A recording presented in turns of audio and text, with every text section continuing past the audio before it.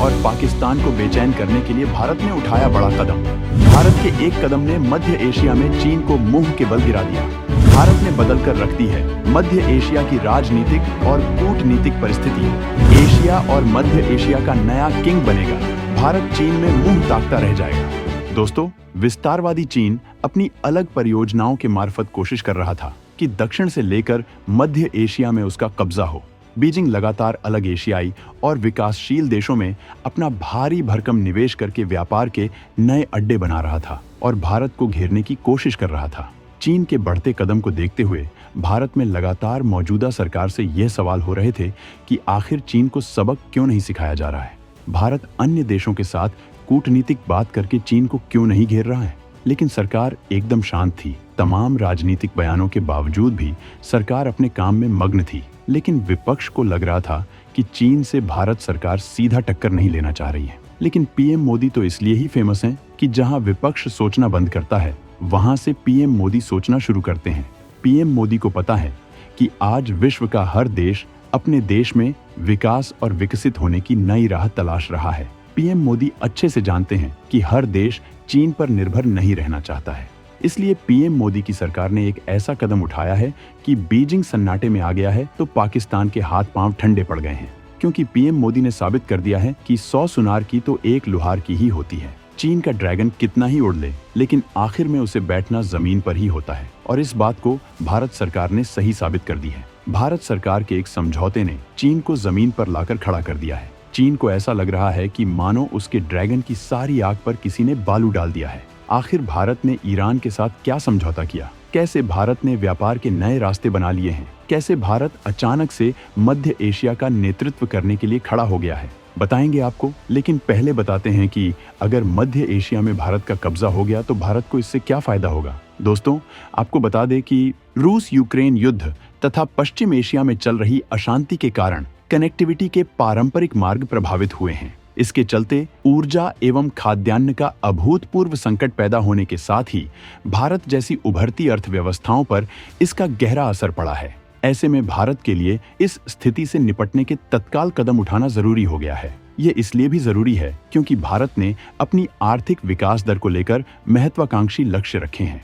भारत का लक्ष्य 2030 तक अपनी अर्थव्यवस्था को बढ़ाकर 10 ट्रिलियन अमेरिकी डॉलर करना है, जो उसके अनुमान के हिसाब से 2034 तक 15 ट्रिलियन अमेरिकी डॉलर हो जानी चाहिए। इसके लिए आवश्यक है कि प्रत्यक्ष विदेशी निवेश में इजाफा होने के साथ मैन्युफैक्चरिंग यानी निर्माण क्षेत्र में तेजी आए। भारत को पता है कि अगर भारत को विकास के अपने लक्ष्य को पाना है तो उसे नए सी पोर्ट्स यानी समुद्री बंदरगाह, रेल कॉरिडोर और यूरेशिया तक नए समुद्री परिवहन लिंक का निर्माण करना पड़ेगा, जिससे न केवल व्यवधानों से निपटने में मदद मिलेगी बल्कि ये भारत की भू राजनीतिक तथा आर्थिक कूटनीति के स्तंभ भी हैं। ये दोनों ही पहल भारत को उसके विकास लक्ष्य हासिल करने में अहम भूमिका अदा करेंगी।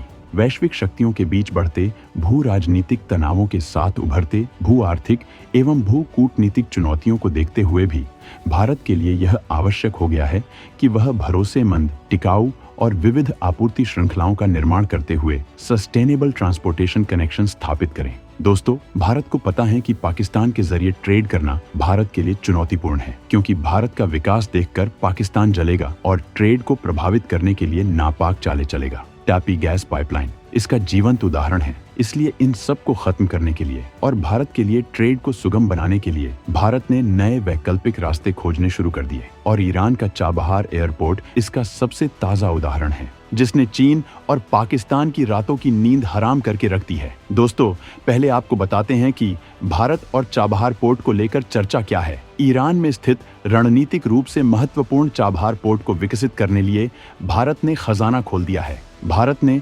बंदरगाह के विकास के लिए लगभग 24 मिलियन अमेरिकी डॉलर की कीमत के पोर्ट उपकरण पहले ही आपूर्ति कर दिए हैं। भारतीय विदेश मंत्री एस जयशंकर ने ये जानकारी दी है। भारत और ईरान ने मई 2015 में चाबहार परियोजना पर विकास के लिए समझौते पर हस्ताक्षर किए थे। मई 2016 में भारत, ईरान और अफगानिस्तान के बीच अंतरराष्ट्रीय परिवहन और पारगमन गलियारा स्थापित करने के लिए त्रिपक्षीय समझौते पर हस्ताक्षर किए गए। इसी साल भारत ने चाबहार बंदरगाह के संचालन के लिए ईरान के साथ 10 साल के अनुबंध पर हस्ताक्षर किए।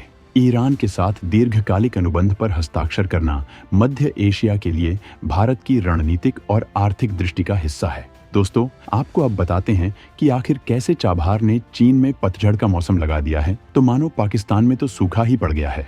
दरअसल भारत चाहता रहा है कि यह चाबहार बंदरगाह अंतरराष्ट्रीय उत्तर दक्षिण परिवहन गलियारे INSTC में एक प्रमुख केंद्र बने। INSTC ईरान के माध्यम से भारत और रूस को आपस में जोड़ता है। यह Bharat, Iran, Afghanistan, Armenia, Azerbaijan, रूस, मध्य एशिया और यूरोप के बीच माल ढुलाई के लिए 7,200 किलोमीटर की मल्टी मोड परिवहन परियोजना है। दोस्तों, भारत की इस परियोजना को उसके लिए करार जवाब के तौर पर देखा जा रहा है। जिस बेल्ट एंड रोड इनिशिएटिव के नाम पर चीन एशिया के देशों में कब्जे का सपना देख रहा था, भारत के एक निवेश ने उसे चुर चुर करके रख दिया है। इस बंदरगाह से भारतीय व्यापारियों और निवेशकों को मध्य एशिया तक सीधी पहुंच बनाने में भी मदद मिलेगी।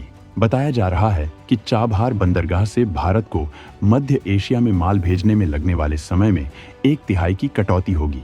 चाबहार बंदरगाह का कंट्रोल मिलने से भारत को लौह अयस्क, चीनी और चावल के आयात को बढ़ावा मिलेगा। इतना ही नहीं, यह भारत को अफगानिस्तान के 4 शहरों हेरात, कंधार, काबुल और मज़ार-ए शरीफ तक सड़क मार्ग से पहुंच प्रदान करता है। भारत के इस मिशन से भारत अफगान की जमीन पर भी अपना आंशिक कंट्रोल रख पाएगा, जिससे पाकिस्तान या चीन के लोग अफगान जमीन को भारत के खिलाफ प्रयोग न कर पाए। दोस्तों, अब अंत में आपको बताते हैं कि आखिर भारत के चाबहार ने कैसे चीन की हवा निकाल कर रख दी है, वो भी समझ लीजिए। मध्य एशिया में चीन के मंसूबों पर चाबहार बंदरगाह से भारत अब आसानी से पानी फेर सकता है और चीन के प्रभाव को कम कर सकता है। चाबहार बंदरगाह हिंद महासागर में प्रभाव का विस्तार करने के चीन के प्रयासों का मुकाबला करने के भारत के लक्ष्य को भी पूरा करता दिख रहा है। साथ ही भारत का यह बंदरगाह चीन पाकिस्तान आर्थिक गलियारा को काउंटर करेगा। इतना ही नहीं, इस समझौते से नई दिल्ली और तेहरान और नजदीक आ गया है, जो पाकिस्तान और चीन की सदाबहार दोस्ती को काउंटर करने के लिए बेहद अहम है। दोस्तों, PM मोदी की सोच के कारण ही आज भारत एशिया का नेतृत्व करने के लिए तैयार है।